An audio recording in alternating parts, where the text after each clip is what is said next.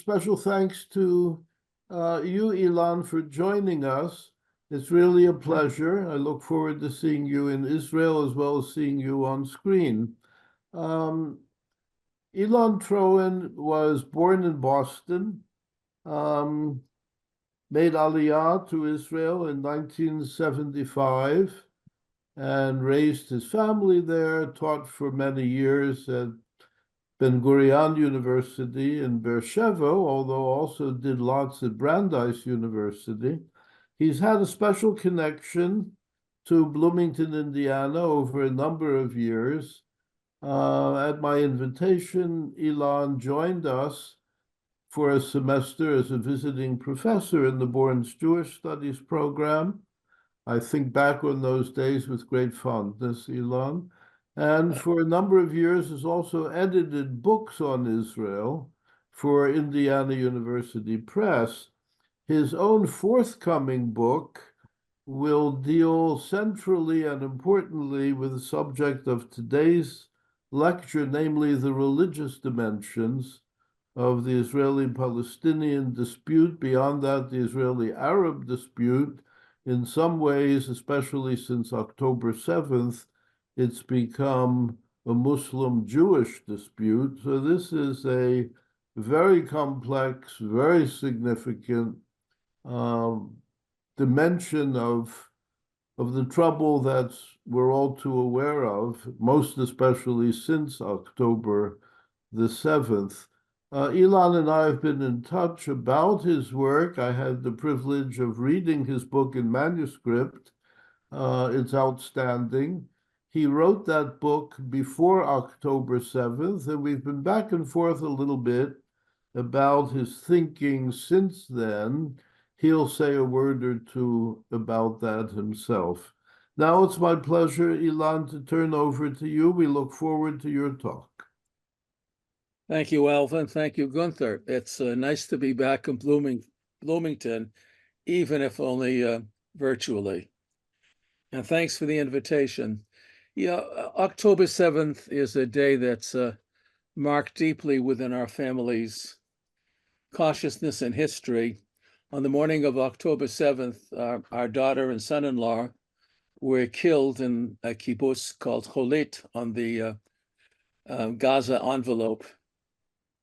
And the event was so searing that the manuscript, which was then just about finished, I took back so that I could write a new preface. And that preface had to deal with the anomaly, the outrage of how secular people committed to allegedly universal values could support a fundamentalist theological movement that engaged in bestial activities. That's part of what I'm going to discuss as a tangle between the secular and the religious. This talk is not only about religion, it's actually about how secularity and religion are intertwined. And part of what I hope to do is to try to help you understand the relationship between the two and the fact that it may be very often impossible to separate the two. And secondly, I redid the final part of the book because our son-in-law was a key figure in the demonstrations in this part of Israel as a musician. The speaker spoke, but my son-in-law Shlomi always had a musical interlude in which he would take usually a popular song, change the words, and adapt it to the kind of criticism that the crowd wanted to hear about the outrages of our government. Well, I'm not going to do a demonstration now of his singing or to give you an example of it, but that also informed me that to write a book at this time in Israel also means that you have to deal with the fact that it's not only our opponents, those that would do us in, that come from religious motivations, but that religious motivations and even in some cases a religious frenzy has overtaken what has long been the secular thrust mainstream logic of the Zionist movement and of the state of Israel. And that too is a kind of tangle that needs to be unwound, and I'll try to deal with that as well. The book really begins with a cataclysmic event. The issue, the struggle between Jews and not Palestinians, but Jews and Muslims and Jews and Christians is old. For 1400 years, Muslims actually ruled this part of the world. They ruled this country. And with the Balfour Declaration in November 1917, a totally unexpected, unwelcome event occurred. A Christian power took the country and gave it to the Jews. Now, that is a revolution. That is an earthquake, because for centuries, about 17 centuries for Christianity and 14 centuries for Judaism, the issue of to whom this land belongs had been settled theologically. There were different positions, but nothing could be done about it.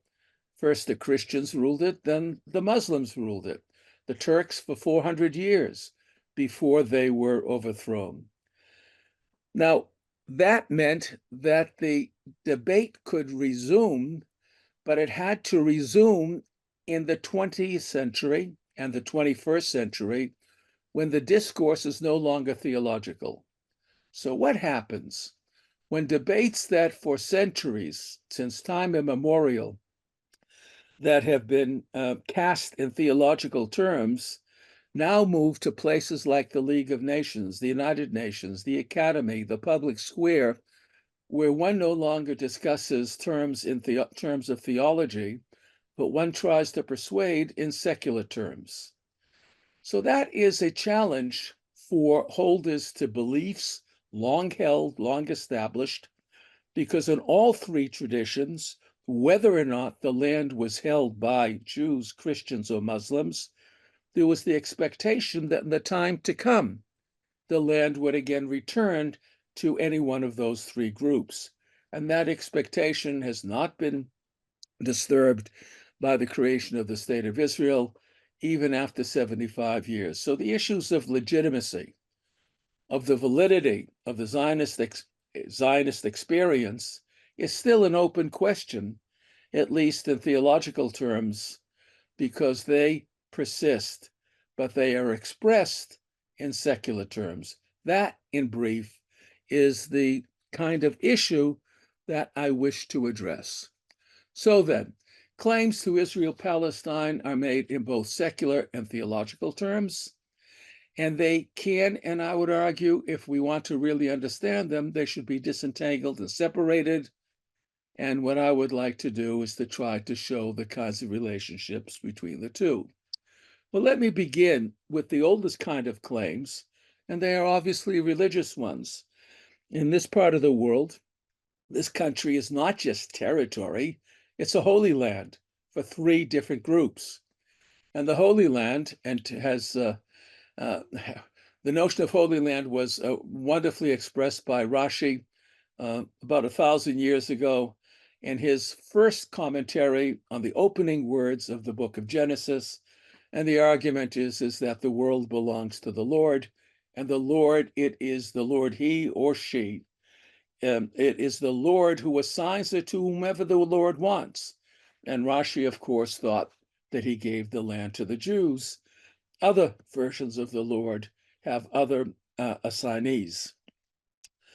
That notion of the Lord as an active participant in human affairs lasts certainly into the Enlightenment. We still say, Im Yirtzeh Hashem Deo Volenti, Inshallah. The notion that somehow God chooses rulers, let alone assigns territory or a particular territory, is not an idea that has gone out of fashion. Even in the United States, which has an important role to play in the secularization of assigning land, this country, or your country, I'm now in Israel, began with the notion that God was very much involved in the Mayflower Compact, and it takes about 200 years for ways in which Americans imagined their legitimate rights to North America to become expressed in secular language. Won't go through the whole of it, but you certainly know of John Locke, labor theory of property, who follows on Hugo Grotius. Now, these people were not anti-religious. They really had a different way of accessing knowledge. And through that, they thought they could develop theories of natural rights and natural law. Jefferson is a great proponent of that, but the key individual whose law cases are still cited all over the world is John Marshall, the head of the Supreme Court, who in a variety of cases, 3 to be exact, in the end of the 1820s, early 1930s, actually proposes a secular system of how land ought to be claimed. And they include conquest. That's the easy one, which, by the way, in terms of international law, until the rise of the United Nations during and after the Second World War, was still considered legitimate. For those of you who know the intricacies of history, is that America should have had a mandate, Armenia, at the end of the First World War, and the basis was its participation on the winning side in the First World War. Out of conquest comes treaties, of course. That uses international law explicitly to create claims and to affirm claims. And then there are other ways in which land is claimed. Discovery. We still the bottom of the ocean. I suppose the Arctic is still under contention. Space is the next frontier. But in case of the Holy Land, everybody knew or thought they knew about the Holy Land, but the Holy Land is actually rediscovered in the 19th and 20th century because it's rediscovered for a different purpose, and that's to integrate it into the international economic system. And the question was, how many people could live there? Labor, that's John Locke. I won't pursue that. You could buy land. And what's interesting about all these cases is that you could find lawyers that would argue both the Arab side and the Jewish side and make very good, credible arguments. So something else is at work in the way in which logic and arguments are formulated, and that something else is culture, cultural prejudices, cultural beliefs, and very often religion. That's particularly the case in the use of history. History is post-Marshall. History really becomes an important way in which people use secular arguments to claim land by the end of the 19th century, certainly in the 20th century. And I've written down a couple of categories. One is indigeneity, which had a different meaning a century ago than it does today, and colonialism as something that's wrong has increasingly been abused. And finally, the notion of self-determination of peoples, and the great issue would become who constitutes a people. And as you know, that the great contribution of the Balfour Declaration was that it claimed that Jews were a people in a modern sense, not merely in a theological sense. And that's why 1917 and Balfour is still such a contentious issue. Are Jews a people? Are Palestinians a people? Are Arabs a people? And if they are a people, how are they to be defined? Is it one ummah, one nation, or are there subsets of it?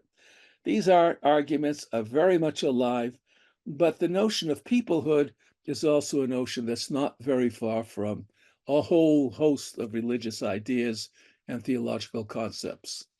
Let me give you an example of how these ideas formulated in international law that's supposed to be objective, and it was expected that somehow it would be neutral and therefore abet or alleviate conflict, in fact, doesn't do so.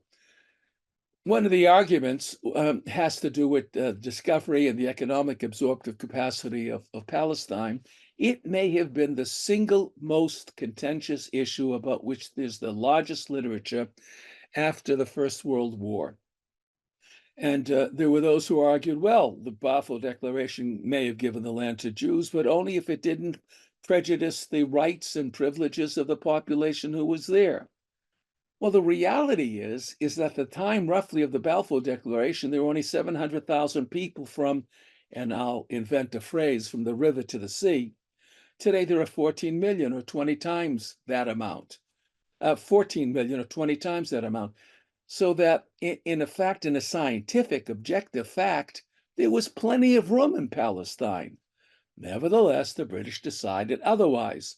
And the reason why they did so, despite massive scientific evidence, was political. And so, although international law could have resided on science, it was ultimately political, and the politics had to do with the identity of the contending groups. Supporters of the Arab viewpoint imagined the Holy Land in very romantic terms. They imagined a land of peasants, of shepherds, traditional farming. Supporters of the Zionist view looked to history, and they found that there were 3 million people at the time of the Roman Byzantine period. In short, there were far more people in the Holy Land in the past than at present. People like the great archaeologist William Foxwell Albright and Walter Loudermilk, probably not known to you, but a very important person who was involved with TVA and soil conservation from China to deserts all over the world. Now, what's characteristic about both Albright and Loudermilk is that they were believing Protestants, and that it fit their theology that Jews would come back and that they would reclaim the land, restore the land, rebuild the land. And it would, in short, from their theological preference to their scientific work, there was a very, very short leap, and that would be typical. Indigeneity, the emergence of history as a key argument. Well, initially, indigeneity is used actually in the 1920s and 1930s, but it refers to a numerical majority. It doesn't have any of the kind of legal weight that it does at present. In 2007, if I'm not mistaken, the United Nations has a declaration on the rights of indigenous peoples, but that's not the way it's used initially. What occurred, and this is an interesting case of an idea that's captured and transformed for different purposes. In this case, for, as I'm going to explain later, for theological reasons. In the 1960s, Central America, leftists, priests, generally Roman Catholics, wanted to object to United Fruit, capitalism, particularly American capitalism, and they began arguing for the rights of indigenous people. That's a movement that spreads to Australia, to the First Peoples of Canada. And by the first decade of the 21st century, that should be 2207, not 2007. It's this century. It's only less than 20 years ago. There's the United States Declaration on Indigeneity, and it lays out the rights of native peoples to maintain their own language, to maintain their economy, to protect them from the rapaciousness of international capitalism and imperialism. In short, indigeneity gets caught up in the language of imperialism and colonialism.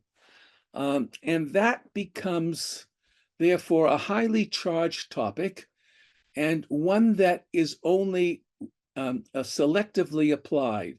It reaches Palestine, Israel in the 1990s through the agency of some Bedouin intellectuals who claim that they are indigenous, whereas until then, the notion of indigeneity was applied only to the pre-Columbian world.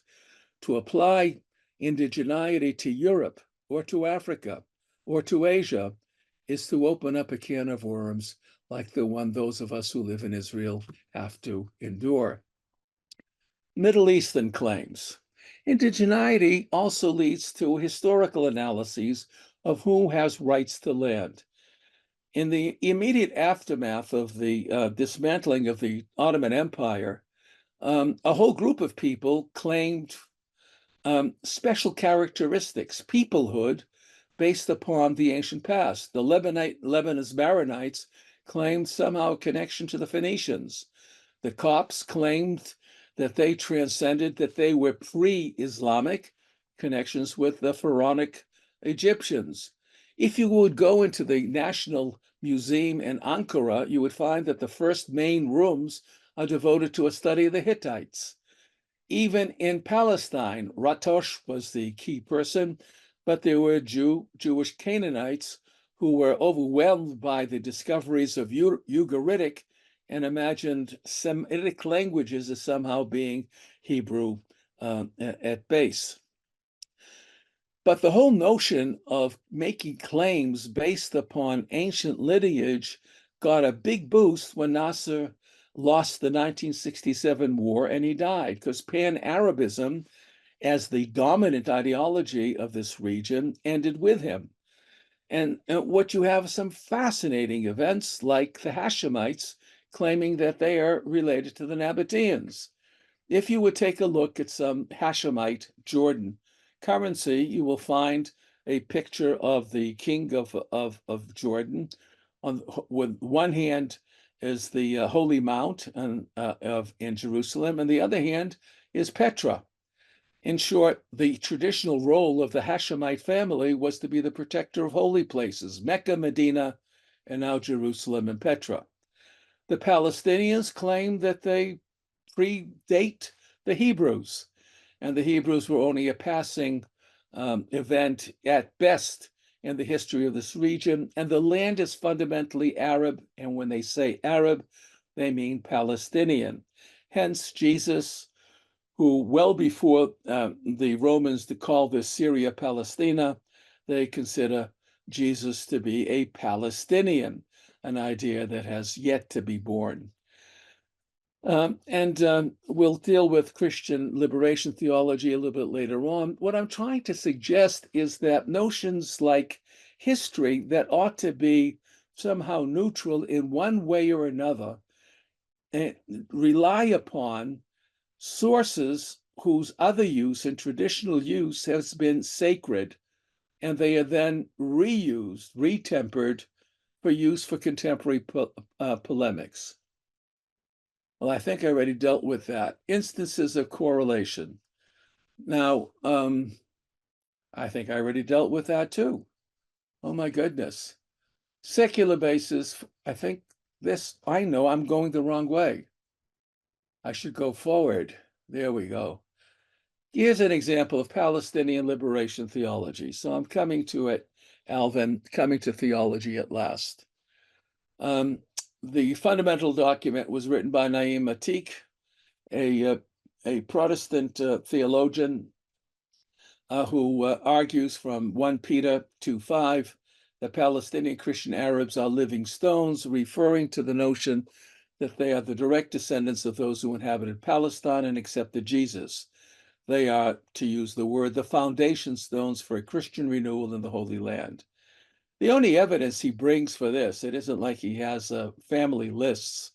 The only evidence he brings is that Atik in Arabic, he could have also said Hebrew, means ancient. This is a force of imagination over scientific proof. And he becomes the author of a very important book, the study guide, Zionism Unsettled, which is a blend of historical studies by people who are notable anti-Zionists, some of them are Jews, and many are not, and biblical scholars who try to create a secular history of this country and cast Jews as Europeans who are latter-day interlopers in a region which is not theirs. In short, they're not indigenous, they're not native. What this really is for me is a form of secular supersessionism. That's part of the tangle. When you say, a supersessionist would say, is that the most among the famous historians is Toynbee, Jews are fossils, which are really saying that they've ended their role in history. In effect, what the liberation theologians are saying is that the ancient Jews ended their role in history. There's a new people in Europe, maybe from the Khazars or from whatever other sources, who have then been sent back here by European empires to take our land from us. So therefore, this is a case of classic colonialism. This is found particularly in a colleague of Atik, Mitri Rahib, a Lutheran from Bethlehem, who in fact uses the word which serves my purposes very well, and that he talks about theopolitics, is that politics can be both secular and they can also be theological. And the notion of suspending or using supersessionism in a secular guise is validated and promoted by people not only like Atik, but also Mitri Rahib, and a vast array of publications that are spread through the web and in published form. So, colonial settler is supersessionist and terminating the role of ancient Hebrews in history and viewing them as ancient, as intruders. You know, what's interesting is that the temptation to blend the religious with the secular is also, of course, found in Zionism. The Zionist claim found in the Declaration of Independence is allegedly a secular document. For example, I outlined here they wrote and gave the Bible to the world. That's a very problematic statement. In 1986, when I was director of the Ben-Gurion Research Institute, and we were celebrating or trying to celebrate the centenary of Ben-Gurion's birth, we thought we would have the people of Israel sign on the Declaration of Independence. After a week, we gave up the enterprise because we discovered that religious Zionists wouldn't sign. They signed the declaration, but in 1986, they wouldn't sign again.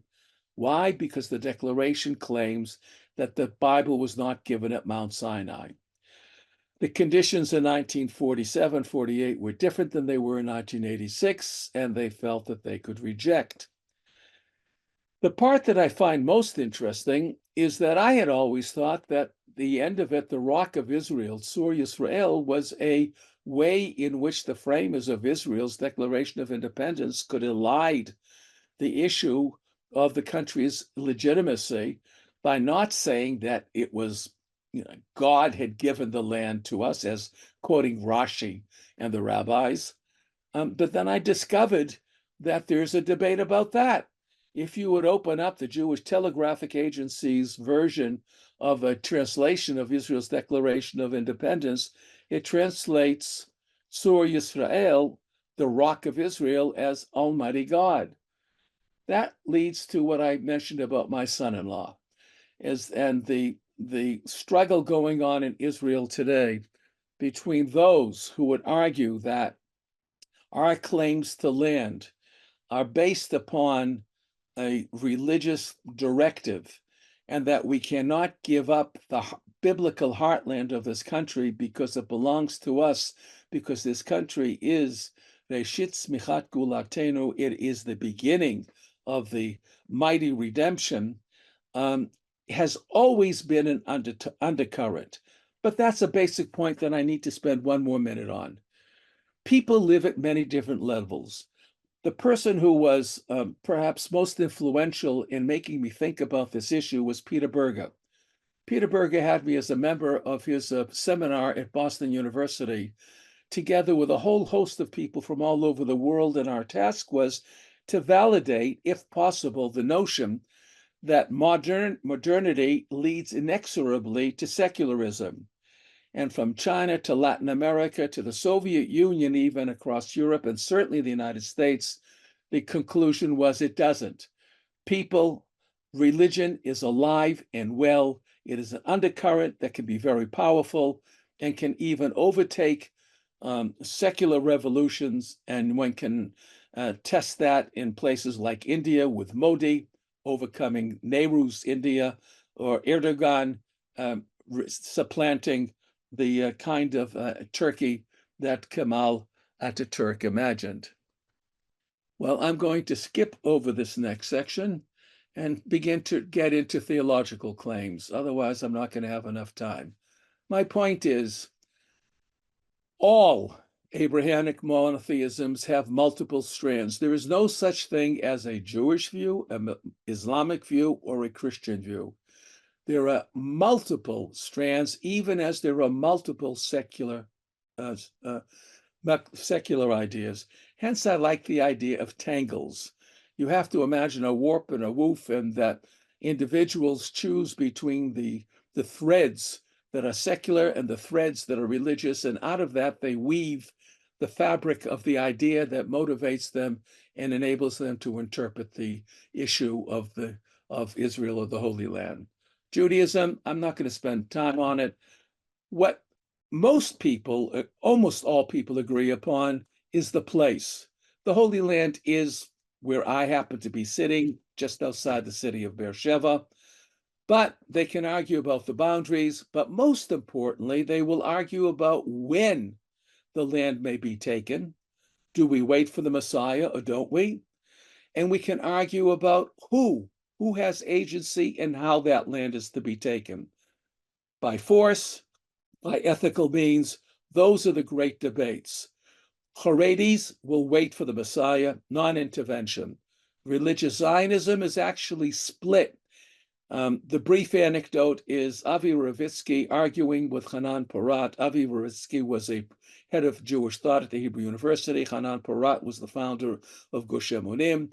Hanan Porat got up at Van Leer and said that he believes that and that Israel will become a country of halacha and that the Messiah is going to come. Ravitsky got up and said, I agree with you that this is going to be a state ruled by halacha and that the Messiah will come. But the difference between us is you know when and you know by whom. I don't. Hence, Hanan Porat became a settler who would break the laws of Israel, and Ravitsky could become a leader of Meimad. In short, religious Zionism can have different streams. It tends to less today. Reform, you know that it went through tradition. It was anti-Zionist at the end of the 19th century. During the anti-Semitic period of the 1930s, it favored a Jewish state. Brit Shalom really is connected with the issue of how, that the land has to be taken in an ethical manner and not by any other means. And so that they become proponents of a binational state. My point here is that there's no one Jewish view. There are many Jewish views, and as there are certainly in Christianity. The key issue for Christians is, does God still speak to the Jews? As St. Augustine right? Is supersessionism right? Is replacement theology, does that still have force? Did the coming of Jesus abrogate those covenants, or do they remain in force? Do the Jews still have a role in history? And if so, what is it? Do they still have a connection to the promised land? And what may it be? The answers either confirm or deny the validity of the prophetic vision of the ingathering of the exiles to the promised land and to the establishment of a Jewish state. There are multiple streams that produce diverse political choices. Roman Catholicism, which is probably the largest group within Christianity, began the 20th century with a totally negative view. And I gave here, you can see on your screen, the quote that comes from a famous conversation between Pope Pius X and Herzl in 1904, where Herzl totally denies it's totally supersessionist. The Jews have not recognized our Lord. We therefore cannot recognize the Jewish people. And he promised to send armies of missionaries to convert the Jews, should Herzl ever send lots of Jews there. But on the other hand, 100 years later, we have Pope Francis at Yad Vashem, and recognition between Catholicism and the state of Israel. Not yet as a Jewish state, but the state of Israel. In between, there's a lot of travail. Even after the state is created, Pope Paul VI, on an 11th hour visit in 1964, never utters the word Israel. He thanks the authorities. It took John Paul II, in his 5-day visit, after Nostra Aetate in 1965, and diplomatic relations were established after Oslo for him to really come to embrace the leaders of Israel as the leaders of Israel. That revolution, which I'm going to, is really inherent in what John Pawlikowski, who I understand has spoken for this forum in the past, has in mind when he urges multiple valid covenants. It is a movement within Christianity that says there doesn't have to be one covenant for the Jews and there can be multiple covenants. God need not be restricted, and that God's covenant with the Jews may still be valid. That has an enormous impact, in many cases still underground, because it's still hard to translate that into official church policy. I wrote here in red letters the Roman Catholic Church over United Nations General Assembly Resolution 181. They were among the most important forces against Zionism until October 1947. Why? Because the Catholic Church and the Protestant churches made great headway in the 19th century with something called the capitulations, that is wresting power away from the Ottomans as the Ottoman Empire began its long demise. And they were learning how to deal with Islam in a weakened state. And then when the British, a fellow Christian state, took over the Holy Land with the Mandate, they thought they could manipulate the British. And then when they saw the choice was going to have to be the Jews or the Arabs, they had a far more experience in dealing with the Arabs, and they were adamantly opposed to partition until the Soviet Union and the United States got together and said there's going to be partition. And over 3 weeks beforehand, they agree only to create this, Palestina dividus est in tres partes, this tripartite division, which gave not only a Jewish state and a Christian and an Arab state, but also an international condominium over Jerusalem. When that doesn't work out, there are any number of Catholic states that announce publicly that we regret our vote for 181. Why is that important? Because 181 partition passed by one vote. Total rejection by the Muslim world. If it were not for the Christian world, there would have been no Jewish state. This is one of my favorite parts, evangelicalism. Evangelicalism is really a suspended supersessionism. If you want proof of it, turn on your YouTube and see the way in which the American embassy was dedicated when it moved from Tel Aviv to Jerusalem. The major speakers are two evangelicals, Jeffress from Texas and John Hagee from Texas. In fact, the largest and most generous philanthropic organization for the state of Israel happens to be an evangelical one, CUFI, Christians United for Israel. They have 10 million members. They give an large fortune of money. And it's because this is part of God's plan. It's the end time. And this is, they will support Israel on that basis. Far more interesting is mainline Protestantism. And here's a fascinating case of how, again, English Protestants affect American Protestants.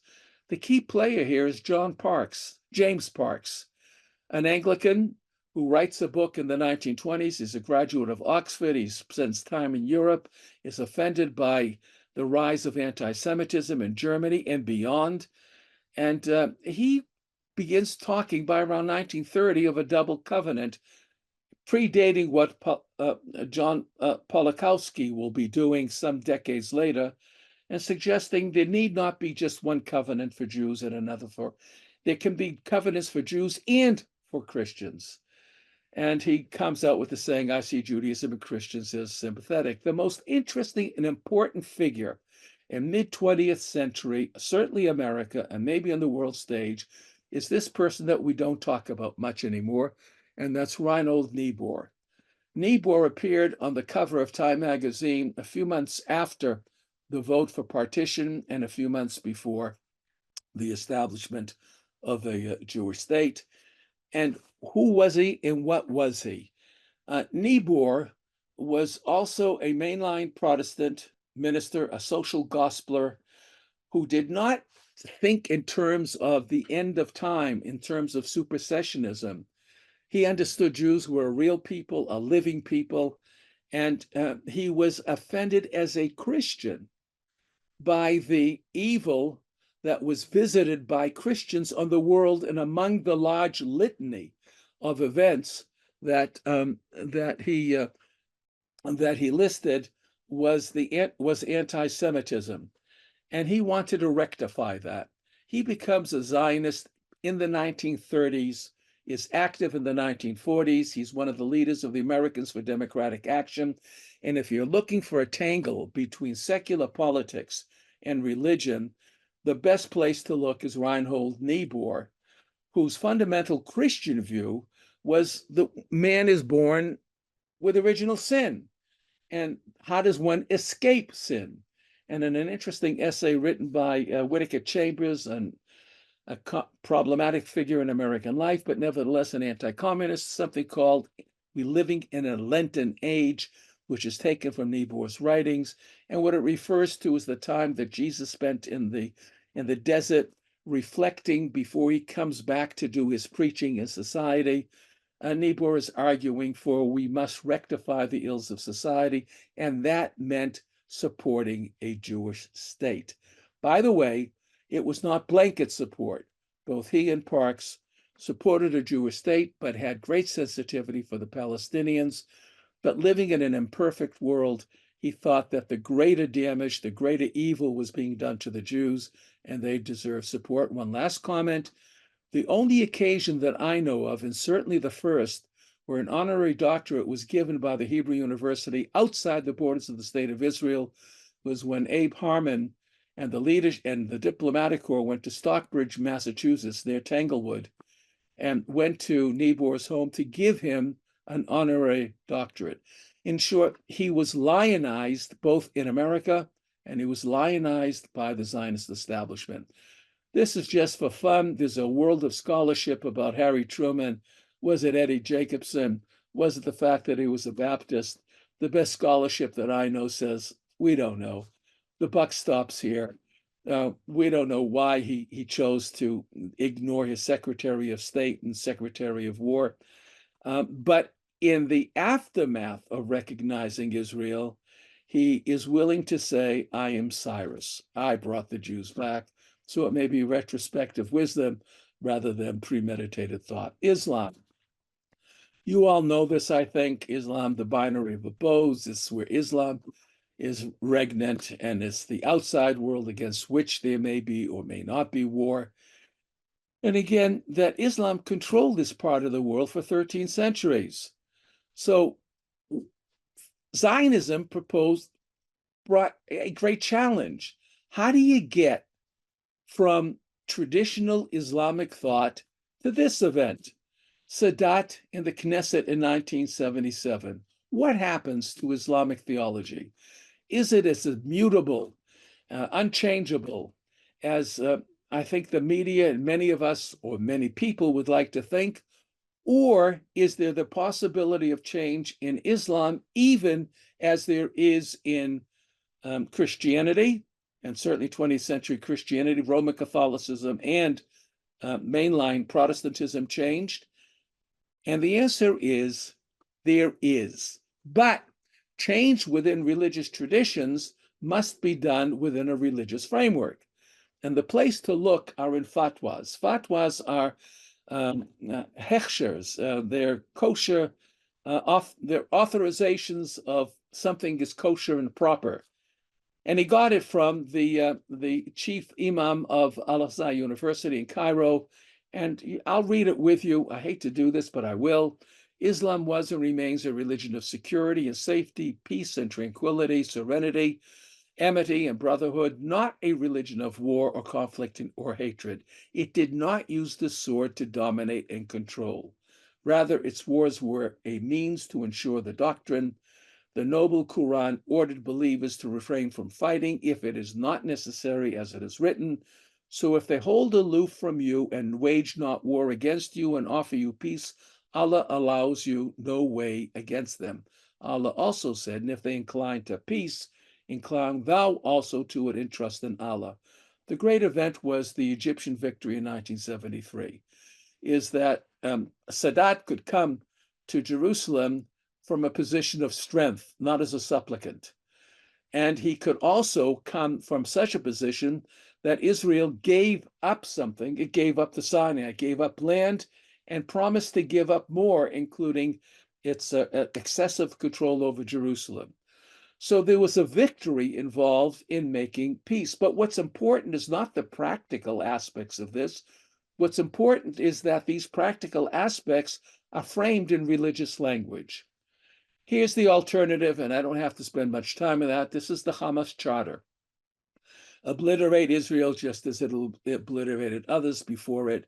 And you people are probably, all of you are probably rife or filled beyond satisfaction or patience with the notion of Hamas as an anti-Semitic organization. What's interesting is that in 2017, there was a new charter founded. Most of us generally come back to the 1988 charter, but what you will find, I urge you to read the 2017 charter. It is not a disavowal of what was said. Rather, it adds to what was said, and it adds universal language that would appeal to progressives, and indeed it does. But so then, this is the other extreme from Sadat and Al-Aqsa. There are possibilities. In fact, there are many possibilities. The Abraham Accords. I mean, would have been unimaginable in 1917, 1948, 1967. Things can change. The possibility of a relationship with Saudi Arabia. My favorite is one of the great heroes that I find in Israeli society is Mansour Abbas, who is the leader of the Israeli Islamic movement, not a contradiction in terms, who argues that, and you can read it. I, Mansour Abbas, a man of the Islamic movement, am a proud Arab, a Muslim, a citizen of the State of Israel, who heads the leading biggest political movement in Arab society, courageously champion a vision of peace, mutual security, partnership, and tolerance between the peoples. I reach out a hand in my name and that of my colleagues on behalf of the public that voted for me to create, oh my goodness, and so on, coexistence. So things can change if you accept the notion of tangle, and tangle really refers to different strands within secular argumentation that can be seized by the contending sides, but that there are different strands also in theological traditions, and that that which suggests a multiple possibilities of creating narratives and arguments for arguing about the legitimacy of this land. What you really have is a complex topic. In my view, as a historian, there's no determination here. Nothing need be the way it is. It's really up to choice. People can ultimately choose. Now, I don't think I have time to get to all of this. And the arguments that were made during the mandate in the early years of the state are still the arguments that resonate today. What's changed is the method, and sometimes the venue. The venue is now the United Nations. It's NGOs. It's the universities. I once did a reading of shelves in a good university library. The books that are published through the 1970s tend to be pro-Israel. The books that are published thereafter tend to be increasingly negative. There's a shift in discourse, a shift in the weight and direction of discourse. Words like occupation, colonial settler, apartheid. Really, apartheid? For 14 centuries, Jews endured apartheid in the Islamic world. And now, when Jews seek independence, somehow they become those who engage in apartheid and criminalization. It's called lawfare. but that's not evidently for this session. So I'm going to have to conclude. If we would just take the language of the declarations that Hamas, the Palestine Liberation Organization, and the State of Israel proposed to the world, we would find two distinct differences. One is that both the Palestinian and the Israeli declaration are fundamentally, by intent of their founders, by intent are secular documents. Allah does not appear in the PLO charter. And neither does God appear, despite the Jewish Telegraphic Agency in the Israeli Declaration of Independence. It's much like the American. In fact, the American Declaration of Independence is the model. It's providence, not Jesus, never mentioned. There is not, word Christian doesn't appear. These are neutral documents in secular language. Now, as I've suggested in looking at the declaration, a religious person may read into it God's hand, God's doing, may try to reshape that document. Arafat's famous speech in the mosque in Johannesburg after Oslo is a classic case. But it's important what at least is on the surface represents the declared purpose of this revolutionary national movement. The Hamas Charter is what it is, and again, as I suggest, it hasn't changed. What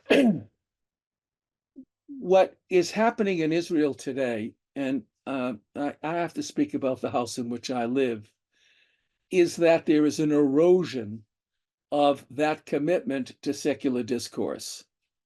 This is the beginning of the guidelines to government, to the new government, the Netanyahu government. It says, the Jewish people have an exclusive and indisputable right to all parts of the land of Israel. The government will promote and develop settlements in all parts of the land of Israel, the Galilee, the Negev, the Golan, and Judea and Samaria. That's a change. It really refers to an exclusive right of the Jewish people to establish Jewish supremacy as the central consideration in all government actions in the occupied Palestinian territories. What if you would place this against Hamas and other forces within the Arab world?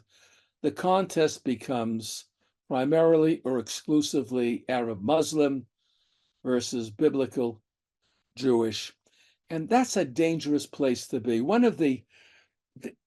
Israel is now in existence 75 years. We would not have gotten this far had we begun with that kind of statement. And this is my last slide. This is the beginning moment of Zionism. In 1897, at Basel, the first debate that Zionism had was how it would frame its principles. And the debate was over, so would the Congress accept that Zionism seeks to secure the Jewish people a publicly recognized, legally secured homeland in Palestine? The debate was whether or not to use the word publicly. There were many Jews who argued, Zionist delegates who said, we don't want to announce our intentions. It's going to scare people off. We got to do, let's build, stone after stone, house after house,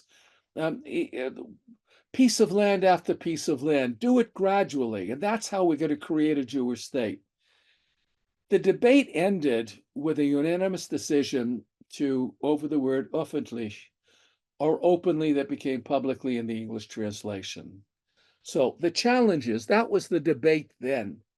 The challenge for today, it seems to me, if religion remains powerful and at least an undercurrent, at what cost and risk to declare theologically based claims publicly?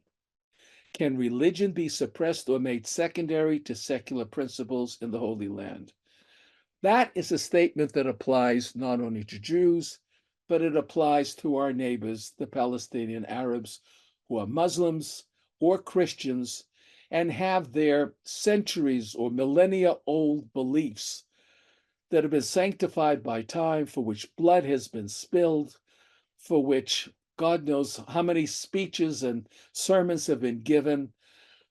How does one balance something which has never been obviated, never been erased, and that is the religious character or base, which is inherent in most of the people who are modern and who are not totally secular, but somehow find a balance between secularity and religiosity? How do you balance one against the other? Zionism was wonderfully successful because it suppressed that undercurrent that has become so explosive today. Is it possible, or for others to do as well, our neighbors, Christians and Muslims, to also do that? Is that not what the Saudis are doing? Is that not what's happening in Morocco? Is that not what the Hashemites have done? Have they given up their ideas, their beliefs, that this is part of Dar al-Islam, that this is part of the abode of Islam? Or are they willing to accommodate to a Jewish presence? Well, my sense is that one has to enable people to suppress, to allow these secular discourses of the 20th century to at least not have primacy, to at least have importance, and to have a measure of privilege as these three contending monotheisms consider their relative roles in this long fought over and still fought over land. And I'll stop with that.